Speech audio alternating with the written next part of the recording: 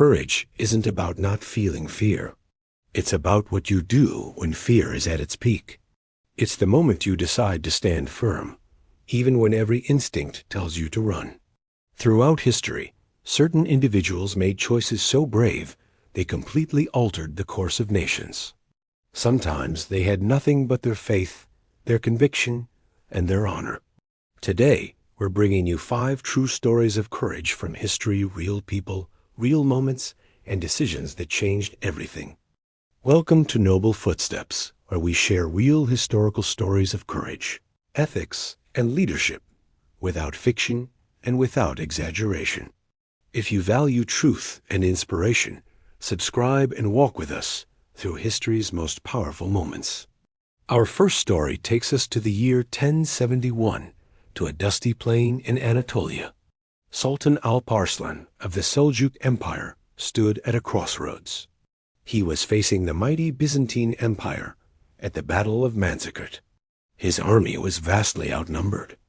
His enemy was confident, armed to the teeth, and expecting an easy victory. For Alp Arslan, retreat seemed like the only logical choice. Survival was paramount. But Alp Arslan did something that shocked his men, his commanders, and his enemies. He made a decision rooted not in military strategy, but in unwavering faith. In front of his entire army, he removed his armor, the very symbol of a commander's protection. Instead, he dressed himself in a simple white burial garment. He then turned to his soldiers and declared, "If I die, this will be my shroud.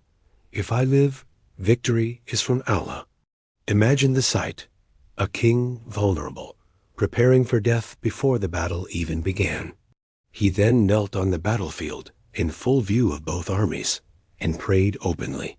After his prayer, he stood up, mounted his horse, and led the charge himself.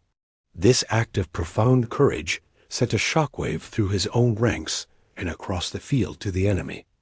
It wasn't reckless bravery. It was a demonstration of absolute trust. Against all odds, this display of faith-driven courage shattered the enemy's confidence. The Byzantine emperor himself was captured, and in that single afternoon, the future of Anatolia, and indeed the world, was changed forever. Now let's journey forward to 1187, to the gates of one of the most contested cities in history, Jerusalem. When the great leader Saladin recaptured the city, the world held its breath, expecting a bloodbath.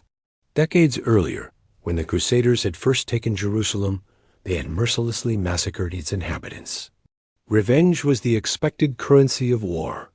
Many of Saladin's own advisors urged him to repay the violence in kind. It would have been easy. It would have been understood. But Saladin chose a much harder path. He chose mercy. He issued strict orders. There would be no mass killings. Civilians were to be protected. Christians and Jews who wished to leave were to be given safe passage. This wasn't a military decision. It was a moral one. It takes a certain kind of courage to face an enemy on the battlefield. But it takes an entirely different, and perhaps greater, courage to resist the call for hatred and revenge, especially when it's roaring in your ears. History remembers Saladin not just as a brilliant conqueror, but as a man whose mercy stunned the world and set a new standard for chivalry. His courage wasn't in the sword he wielded, but in the restraint he showed. Our next story introduces a figure who defied every expectation of her time: Kutulun, the undefeated warrior princess of the Mongol Empire. Born into the lineage of Genghis Khan, Kutulun was surrounded by immense power and privilege. She could have lived a life of ease and luxury, but she refused to be confined by tradition. From a young age, she trained like a warrior. She mastered riding, archery, and wrestling, fighting right alongside the men in her family. As she grew, the pressure to marry mounted. But Kutulun would not be a political pawn. She made a bold declaration. Any man who wished to marry her must first defeat her in a wrestling match. If he lost, he would owe her 100 horses. Suitors came from all corners of the empire, confident they could best a woman. None ever did. It's said she amassed a herd of 10,000 horses from her defeated challengers. Her courage wasn't just for show. She was a formidable warrior in actual battles, famous for her tactic of riding straight into enemy lines. She was a formidable warrior in actual battles, famous for her tactic of riding straight into enemy lines. It was the audacity to define her own worth and live by her own code, choosing dignity over the expectations of an entire empire. Let's move to a quiet night in the streets of Medina. Umar ibn al-Khattab, the ruler of a vast and powerful Islamic empire, was known for walking among his people in disguise to understand their true condition. One night, his solitary walk was interrupted by the sound of a child crying persistently. He followed the sound to a humble tent and found a woman stirring an empty pot over a fire, trying to soothe her hungry children with the false promise of a meal. When Umar learned the family had no food, he didn't send a servant or issue a decree. He walked to the state treasury, hoisted a heavy sack of grain onto his own back, and started carrying it back to the family himself. His companion, seeing the caliph, the most powerful man in the empire, bearing this burden, rushed to help. "Let me carry it for you," he offered.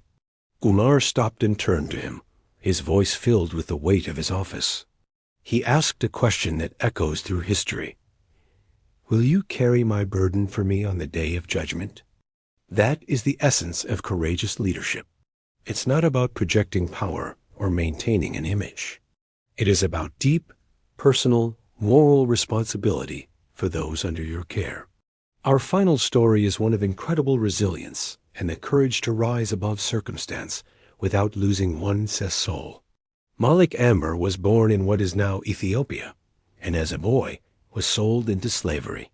He was trafficked across the Middle East before finally ending up in India. He could have been just another forgotten victim of history's cruelty. But Malik Amber possessed a brilliant mind and an unbreakable will. Through his intelligence, discipline, and remarkable talent for military strategy, he slowly rose through the ranks. He didn't just gain his freedom. He became a powerful ruler in his own right, the prime minister of the Ahmadnagar Sultanate.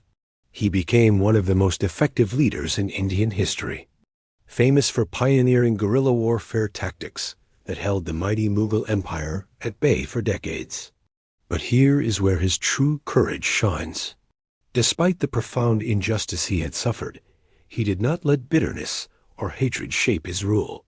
He governed with fairness, established a just system of revenue, and treated his soldiers, regardless of their background, with equality. He became a defender of the oppressed. His courage was internal. It was the strength to endure immense hardship and rise to great power without becoming cruel himself. It was the courage to build, not just to fight. These stories, separated by centuries and continents, teach us something timeless about the nature of courage. It isn't always loud or dramatic. It's not about being reckless or blind to danger. True courage is a choice. It's the choice to pursue justice over revenge, to choose dignity over comfort, to choose responsibility over power. If these stories of real historical heroes moved you, let us know in the comments below by writing, "Courage lives on." And make sure to subscribe to Noble Footsteps, because history is filled with powerful lessons that are more relevant today than ever. We just have to be willing to listen. Thanks for watching.